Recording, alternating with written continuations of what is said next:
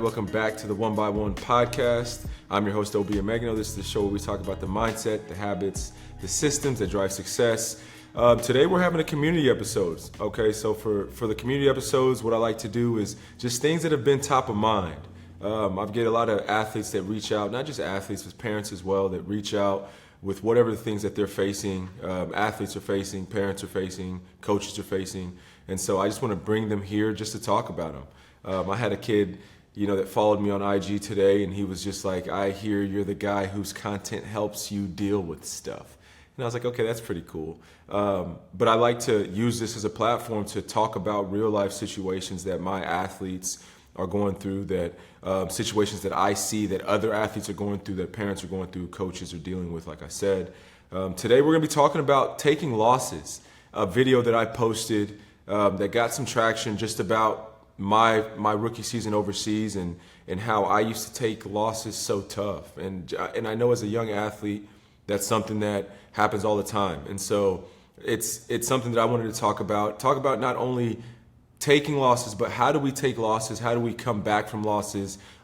Mainly, right now talking about on the court.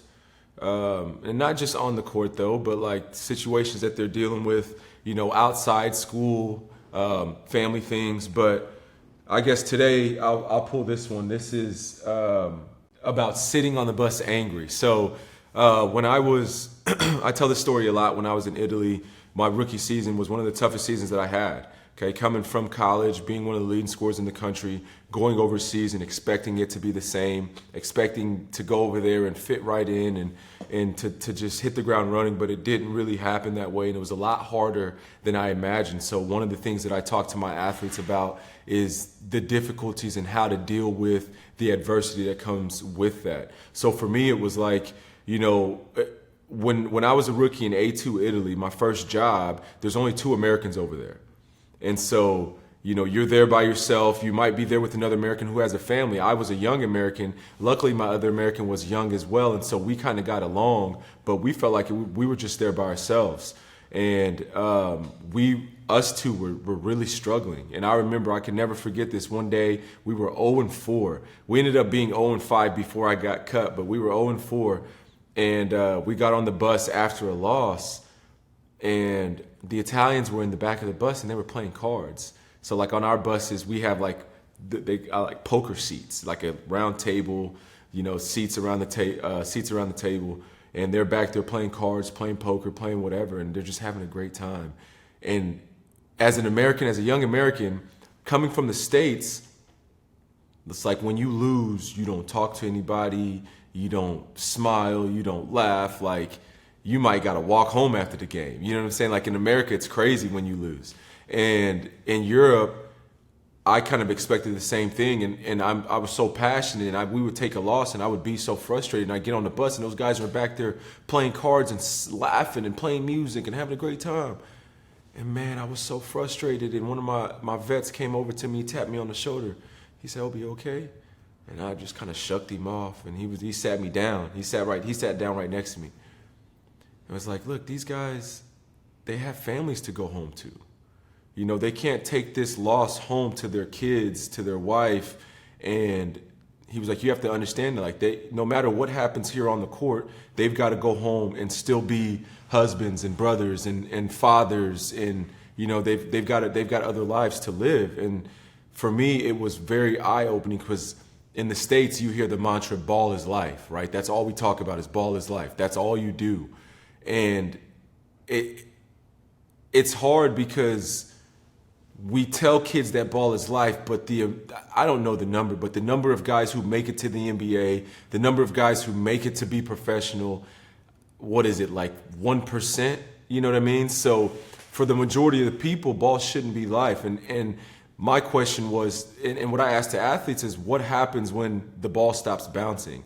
And that's something that kind of started playing in my head after dealing with so many injuries, dealing with 4 or 5 injuries, surgeries. I started asking myself, like, man, what happens when the ball stops bouncing? And you hear so many athletes that go through tough times after sports stops because they don't have that thing to fulfill them.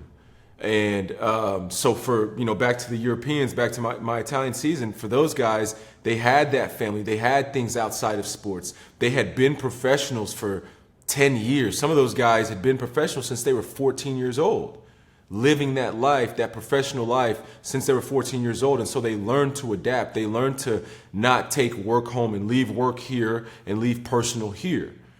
And that was my biggest takeaway from that year, even though I got released, was like being a professional. And what does a professional mean? And I like to hold on to that term a lot, like be a pro.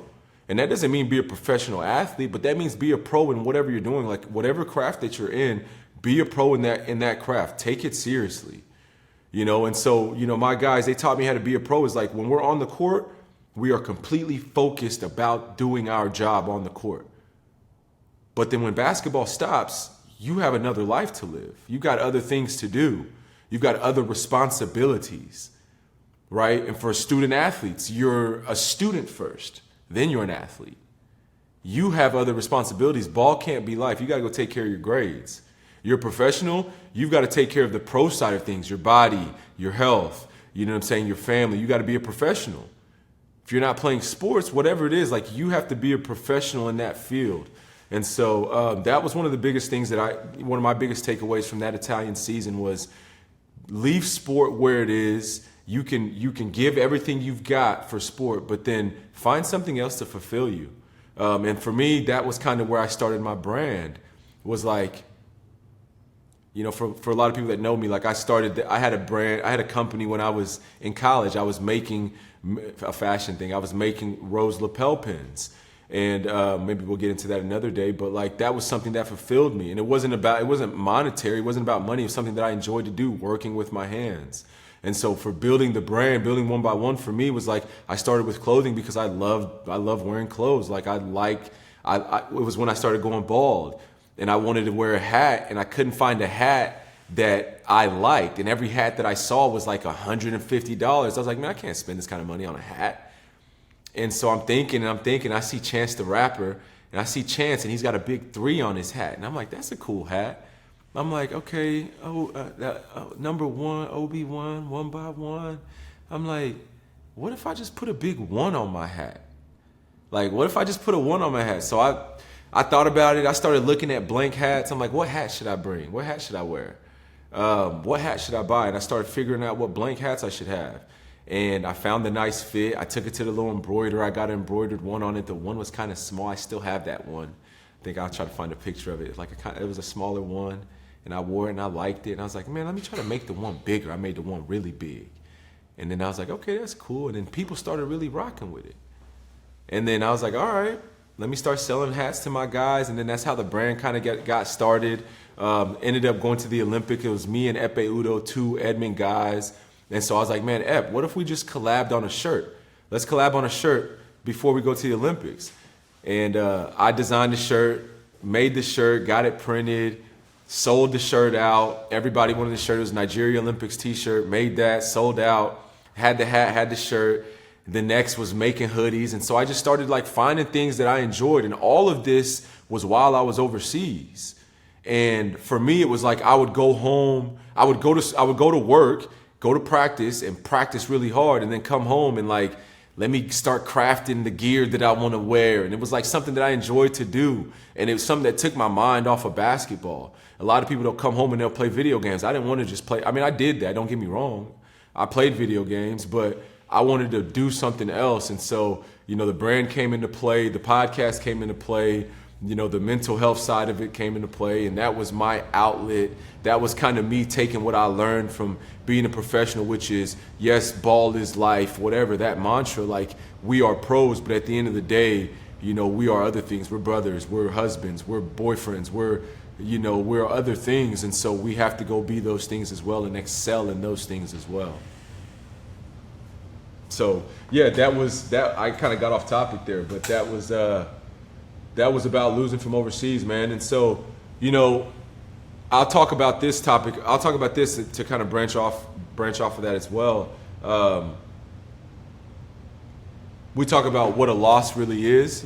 I'll break into that. So, it's funny, man, because I talk about the internal scoreboard and people, that's something that we've been talking about a lot.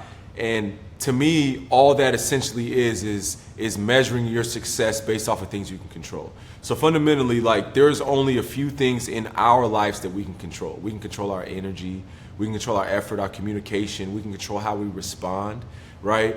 And when we're talking about sports, we're always on this emotional climb, and we talk about wins and losses, but what is a loss? And for me, it's like, when you have a bad game, that's not always a loss, because you can always learn something from it. So getting injured for me it wasn't a loss. You can see it as a loss, or you can take something from it, right? And so when we talk about the internal scoreboard, it's like, no matter what the things that are happening in your life, what can you take away from that? And then what response do you have? What is your output, right? So athletes are always measuring their success based off of points. For me, it was, how many points did I score? How many points did I score? When I was in college, all I was focused on was scoring points. That was the only thing that I was focused on. And it made me a really bad teammate. I scored a lot of points, but I was a bad teammate. And when I got to be a professional, I was still holding on to the mantra of, like, I needed to score a lot of points. And at the pro level, that's not what they need you to do all the time. So I got there and I was measuring my success based off of how many points I was scoring, and I wasn't scoring that many points. And so mentally, like, I was struggling. It was, my rookie season was the hardest year for me because I expected so much and I felt like I was failing. And so I wasn't able to see the lessons that were coming out of the situation. I wasn't able to learn the things that I was supposed to be learning at that level. And that's why I ultimately ended up getting released, because I couldn't figure it out, because all I was focused on was score points, score points, score points. And I got to be a professional. It was like, no, you got to be a teammate. You've got to, like, play defense. You've got to pass the ball. You've got to come off the bench sometimes. You might be the best player, but maybe we need you to come off the bench. And, like, Americans, they didn't really understand that. I didn't understand that. I'm like, I'm the best player. Why am I coming off the bench?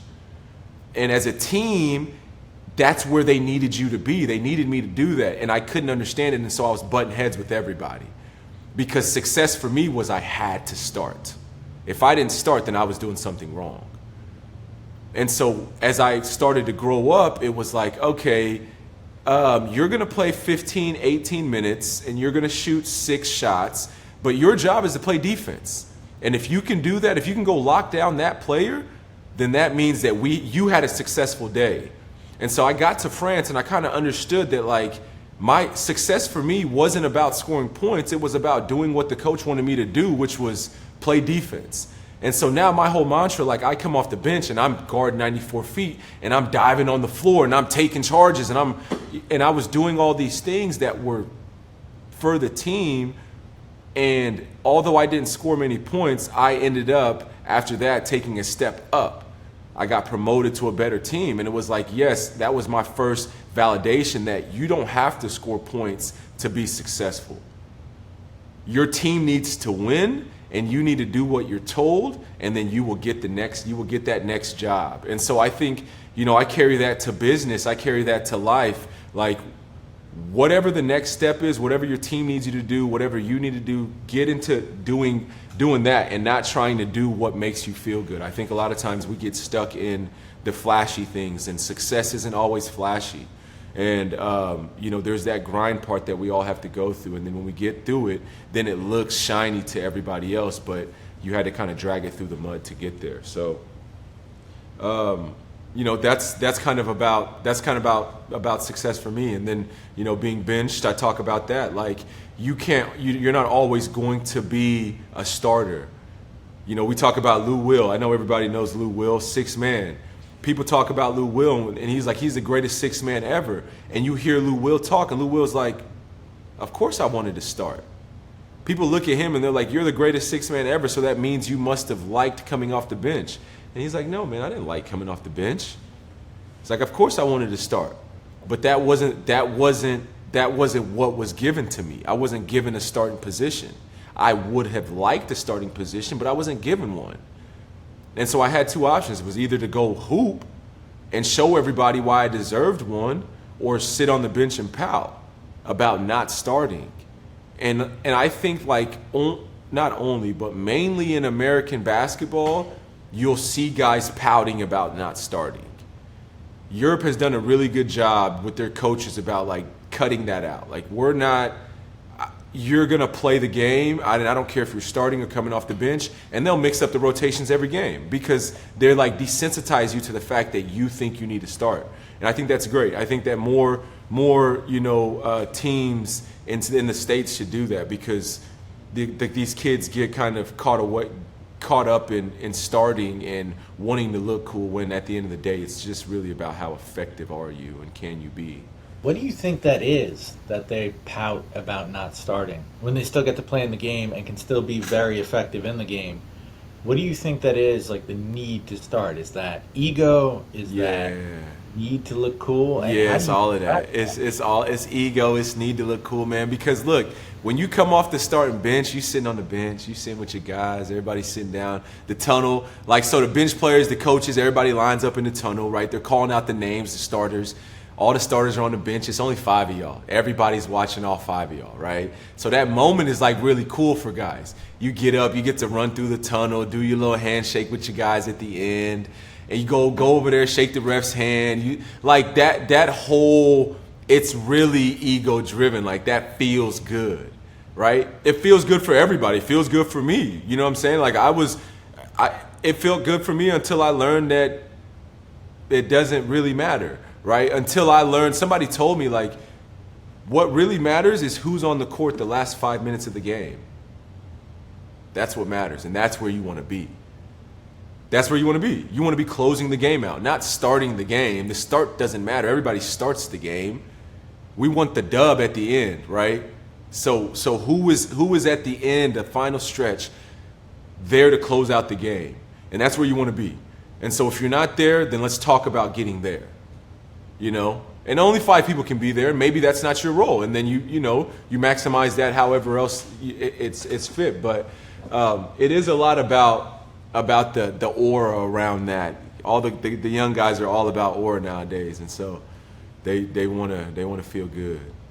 Do you think that's cheapened the game in a little bit, like in a way, like the focus on aura? Oh my gosh. Yeah, man, they were talking about that when I was in high school, about like these kids coming up, and it's funny because now I'm the old head, but these kids coming up, that's how it is, man. That's why I take what I do so seriously, because I believe in like the more of the traditional side of coaching, like the traditional things. You come to my workout, the most dribbles you'll take is 4. You're only taking 4 dribbles. We're not dancing. It doesn't look cool. It's, like I heard Kobe Bryant say one day, he said, I've got 2 moves. He said, all I need is 2 moves, a pump fake and a jump shot. And I was like, that's true, and that's kind of how I teach myself, because I was made fun of for not having a bag. That's what kids call it nowadays. He don't have a bag. I used to get made fun of for not having a bag, not having any moves, not having any, but I was really efficient. Like I would just dribble the ball one time and I would shoot the ball. And kids nowadays, and honestly, so here's the reality of it all is the more dribbles you take, the less efficient you are, right? So a catch and shoot, you pass me the ball, I catch the ball and I shoot it, that's the highest percentage shot. Now if you pass me the ball and I dribble it 1 time, my percentage goes down. If you pass me the ball and I dribble it 2 times, my percentage goes down even further. You pass me the ball and I dribble it 3 times, my percentage goes down even further, right? So the less dribbles you take, the higher percentage shot you have. So that was my whole thing, is like, I want to be as efficient as possible. But and then the second part of that is the more dribbles you take, the more energy you waste. And so if there's a 40-minute game and you are going to play 35 minutes of the game, well, you probably don't want to be dribbling the ball that many times, right? If I take a ball, if you ever played a video game 2K, you take the ball and you do 16 dribbles with the guy and you do the move and you shoot the shot, his energy level just like plummets. You know what I mean? And that's real life. Like, it's going to take a lot of energy for me to sit here and do all these moves with all this. And I might make the shot and it might look great and all that. Yeah, cool. But it's only worth 2 or 3 points. that's the max. So whether you take 6 dribbles or take no dribbles, the max you can get is 2 or 3 points. So why wouldn't you be more efficient with your time, with your energy? You know what I'm saying? So for me, I knew that I was going to play the whole game, and I don't want to come out of the game because I want to score. So at that level, like, every little detail makes an impact. I get to the fourth quarter, if I took too many dribbles early on in the game, well, I don't have the energy to shoot those shots in the fourth quarter. Don't let us go into overtime because now I'm really cooked. And my team needs me to score, right? And so, like, you really got to think the game through like that. And a lot of guys don't really think the game through like that. Yeah, you did a really cool, really nice looking move. You used all your energy and it was worth 3 points. Congratulations. Get back on defense. You know, like, that's how it is. And so it's a longevity thing. Like, I want you in the game. You want to be in the game to score points. You have to be in the game to score points. The more minutes you play, the better chance you have of scoring more points. The more dribbles you take, the less energy you have, the less minutes you'll play. So let's just try to stack as many wins as we can to give ourselves the best opportunity to score points, play minutes, and make our team win. Simple. I mean, to me, it's a simple equation. No, it makes a ton of sense. But back to the core of that question, how do you think it's changed the game? Do you think that the game in Europe is more pure than the game in the U.S.?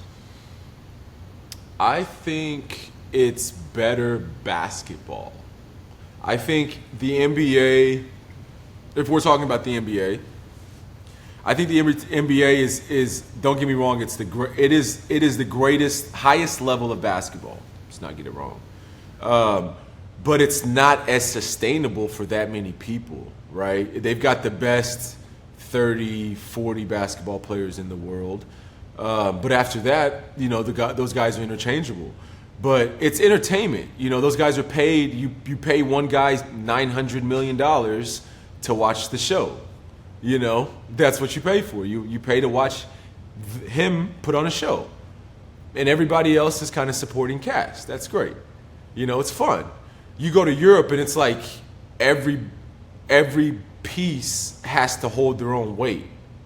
Like, the team is very strong because each piece is holding their own weight. And, whereas you're putting 50 possessions on one player in Europe, the team, it's more evenly spread out, the possessions per player, or per team. So I do think I don't like to get into, like, which one is better basketball. I think it's all relative to where you're going to play. But the NBA is a very curated game, and it's misleading for people because most people won't get there, but they style their game as if they will play there. And the style of play that's played in the NBA is only played in the NBA. So if you're not going to go play in the NBA, then playing that style of play is kind of harmful. You would be better off spending, once again, it's all energy and effort, right? That's kind of the only things that we have is you have only a certain amount of energy. So your energy, your time would be better spent learning the game where you will be playing versus the one that you won't be playing. So I think that more guys should watch European basketball and understand how to move, because that's where guys struggle. Guys are great. Guys are great playing one-on-one. Guys nowadays, guys that I play with at the YMCA, at the rec league, all those guys are great one-on-one basketball players. But that game, that one-on-one style of play is only played in the NBA. So unless you're going there, then you should learn how to play another style of basketball. And so that when you come to, and so a lot of my trainings is focused on 1 dribble, 2 dribble, 3 dribble max, because that's where you'll be playing. You will be playing there more than likely, unless you're going to tell me that you've got a better chance of going to the NBA, right? And so guys, like the base, the foundation that we need to learn the basics. We don't need to learn how to do the Kyrie stuff, we don't need to learn that stuff. You don't need to get in your bag. You need to learn how to make a jump shot. how to make a left-handed layup, how to make a reverse layup.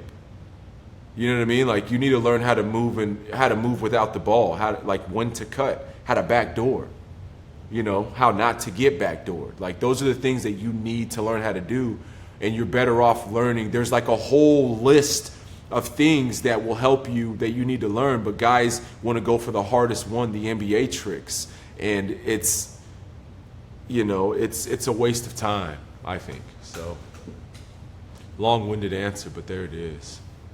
So anyways, let's get into some fan questions. So first of all, what was it like driving in the Cobra? Oh man, dude. All right, so and I've said this to people this is kind of what I was telling you guys is when I first heard of that Cobra, I was like, this is a cool old car. Like, I know I've got an '07, now it's not a Cobra, sorry, but I drive an '07 Chrysler 300. I drive an old car.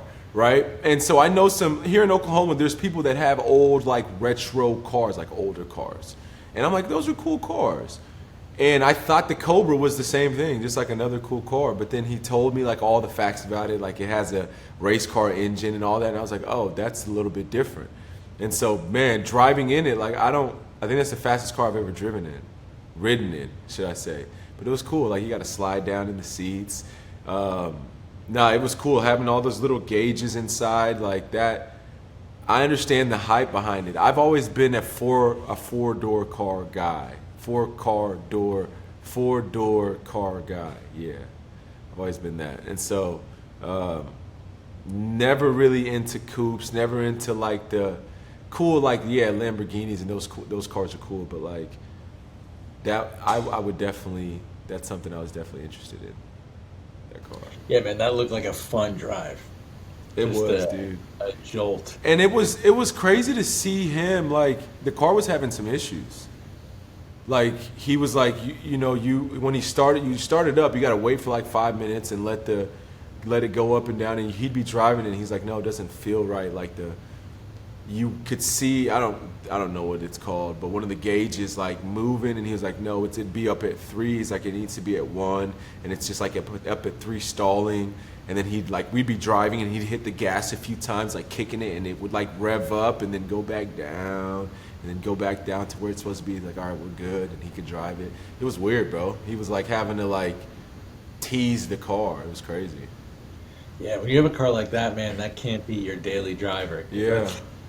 No, that's amazing to me though, to just like see that, to see how it operates, to think that he needed to like do all that just for the car to drive was really cool for me, honestly.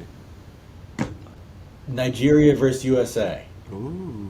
Let's talk about that for a second. How do you handle such a high pressure game like that? That was crazy, dude. Like what's going through your mind, man? You're coming through the tunnel. Not even just coming through the tunnel, like the day before.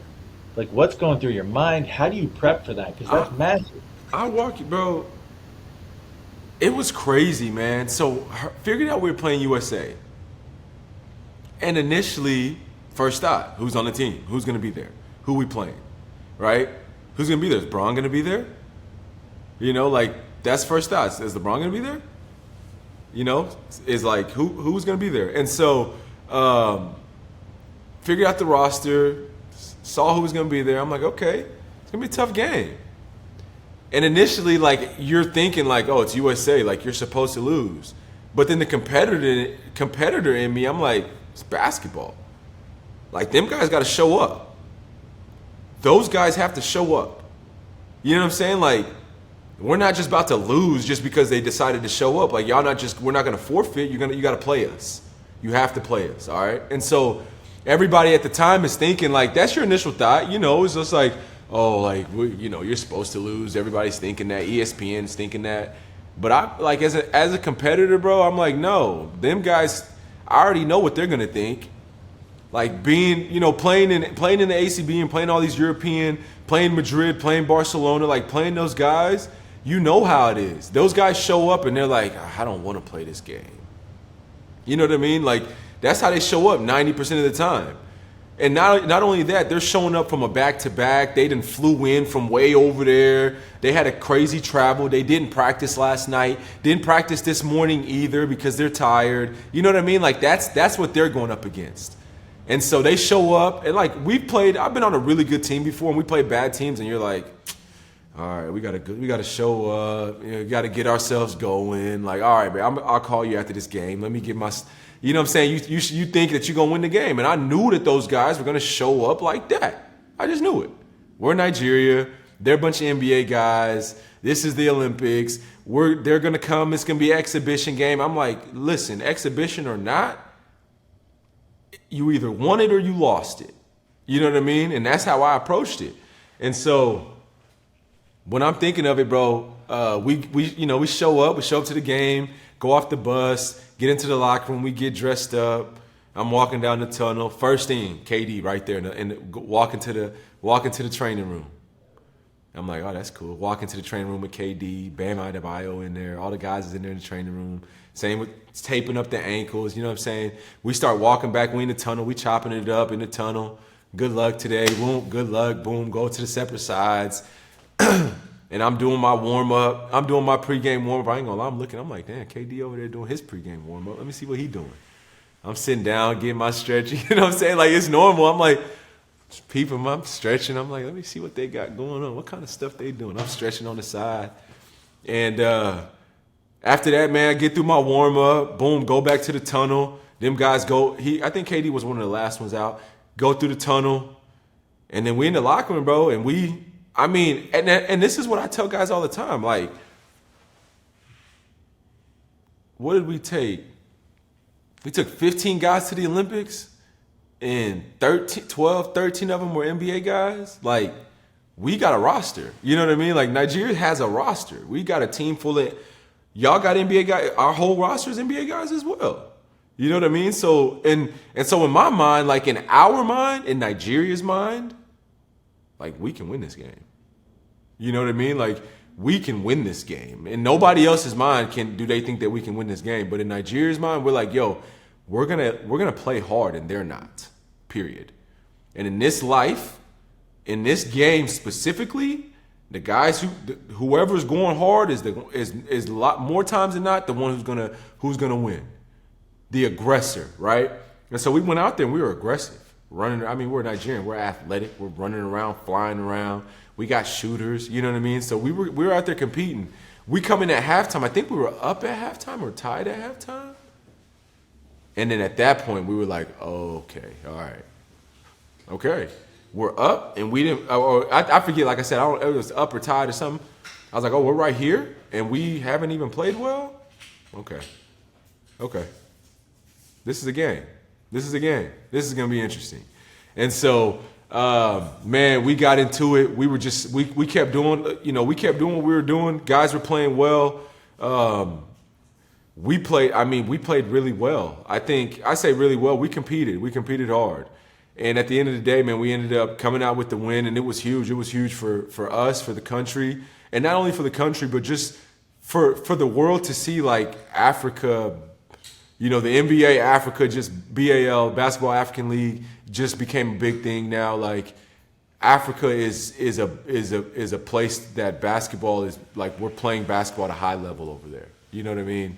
And that was the first real indicator that these guys are serious.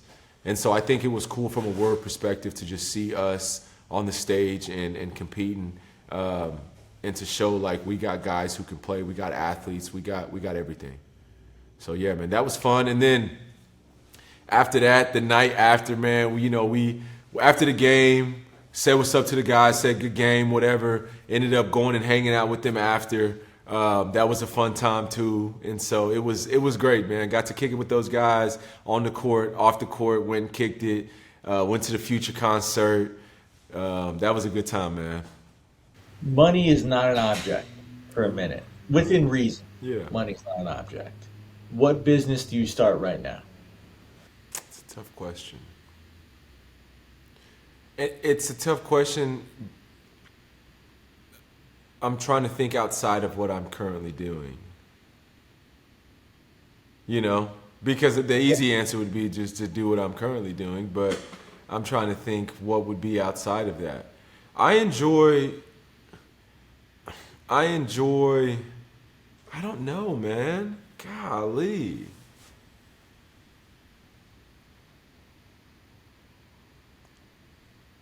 I can't answer that question, I feel like. All right, don't. No, that's cool. No, I feel like I can't answer that question. And he's conflicted inside. He's not sure. I'm conflicted inside. I am, man, because, and I say that, man, because I think that my journey is learning how to build. And I enjoy the game of like building, like right now, like building business and like seeing where it's taking. I enjoy the personal development side of it. And so I always consider myself in that space. That's the space I'm in right now. I always consider myself in the space of personal development, whatever space that's in. And the way they talk about entrepreneur is the ultimate game of personal development, because you're developing yourself, right? And so in starting One by One, it was to help people develop. And so it started with basketball, help athletes develop. And then the main bottleneck for me, for everybody, I think, is the mental aspect of life. And so if you're an athlete, it's the mental aspect of sports. If you're in business, it's the mental aspect of business. I think that is the ultimate variable, what's the word there for it, of personal development. And so I always see myself in a space to where I can assist people in reaching their goals. And I say people, and now it's assist teams in reaching their goals. And so we talk about winning. It's always about winning, whatever form you're in, whether it's winning in life or winning in business or winning in sport or whatever it is, it's always about winning. And so how can I help this team win? Right. And so in basketball, it's how can I help you guys literally get more wins? In business, it might be grow your business, make more money. How can I help this team be more effective? How can I help their efficiency, their processes? What are we doing? Where are we lacking? We talked about basketball for me, and it was about, getting down to the root issue. A lot of the things I'm doing is like, okay, let's face the root issue. Let's go right to it and figure out what we can do to get around it. A lot of times it's dealing with people we're very creative. We are very smart as humans. And a lot of times there are mental blocks that we have within ourselves.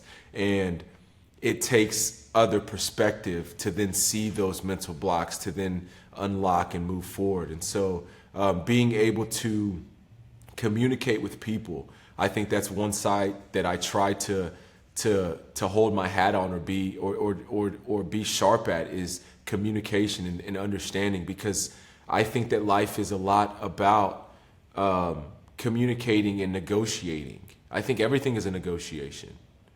I think everything in life is a negotiation. Life is one huge business, the game of life, and so that's what I would, whatever field that would be, and it was just to be in personal development and helping people communicate efficiently and go and get to where they need to go quicker. Let's do one more for this episode and then close it out. Let's talk about, because this has been a hot topic on the One by One Slack page, right? All right. Give me a top 5 artists when we're talking about music. A top 5 or top 5? Your top 5, like just You mean, golly, who man. you're listening to right Frick. now. Okay, I like that answer. Yeah. I like Who that you're question. Yeah. Okay. Let's do this. Let's do this.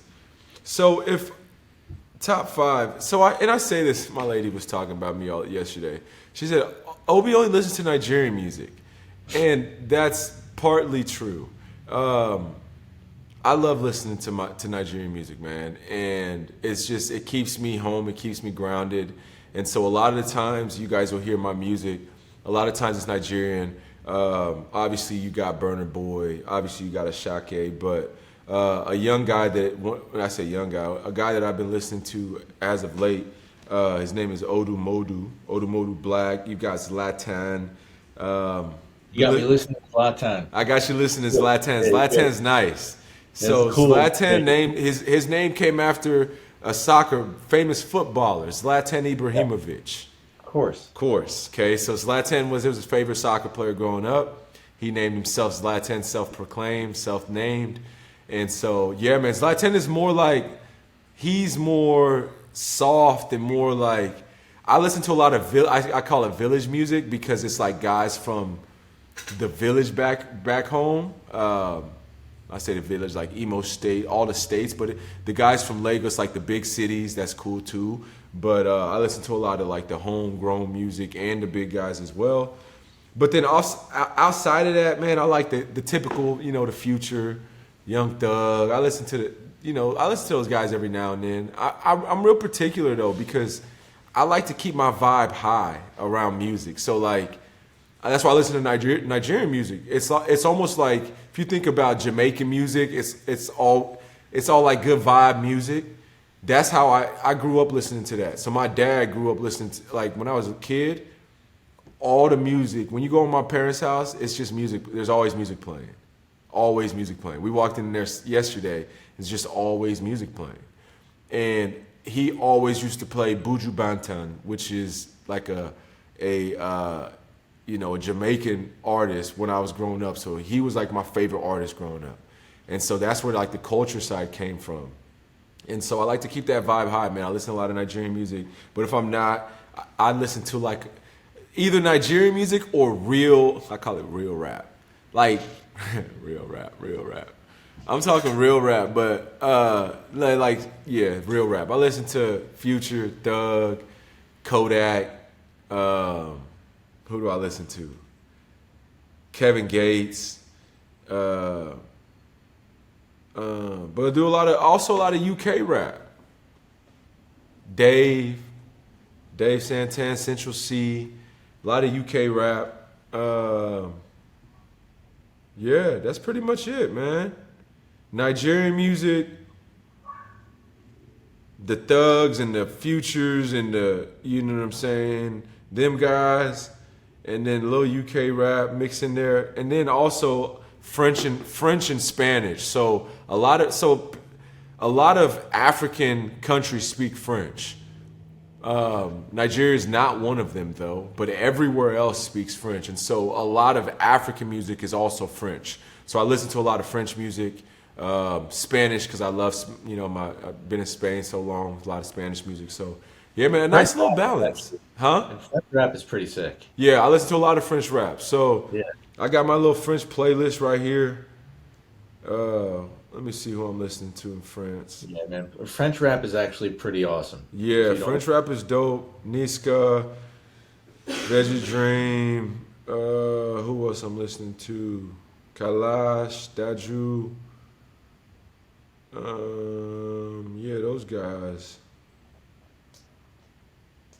Yeah, man. I like a wide array of music, but my biggest thing is I listen to albums. So I don't want to be flipping through songs. I'll go to shuffle if I want to do that, but otherwise, man, I just want to be on an album, let it play and let me relax and, get the vibe right. That is so awesome that you say that because I'm the same way. I don't like shuffling songs because you're mixing up vibes. Yeah. You're mixing up vibes, and the artist comes out with an album to tell a complete story or to create one complete vibe. Yeah. You mess that up, it's... Exactly, bro. And a lot of times, like, I'll listen to a song, and the song, I'll be so happy. I'm like, yeah, and then I'll be ready for the next song because I know what song is coming next on that album. And then it'll be another song because I'll be on shuffle. And then it'll really throw me off. All right, guys. Thank you guys for tuning in. Just wrapping up this episode about losses. If you guys are dealing with anything, whether it's losses, if you guys got any questions for me, I do like to answer those. I always respond to my Instagram DM. So if you guys are reaching out or have any questions, make sure to DM me, and we'll pull those questions up here and get them answered for you guys on the next community episode. But yeah, thank you guys for tuning in, and we'll see you guys next week. Peace.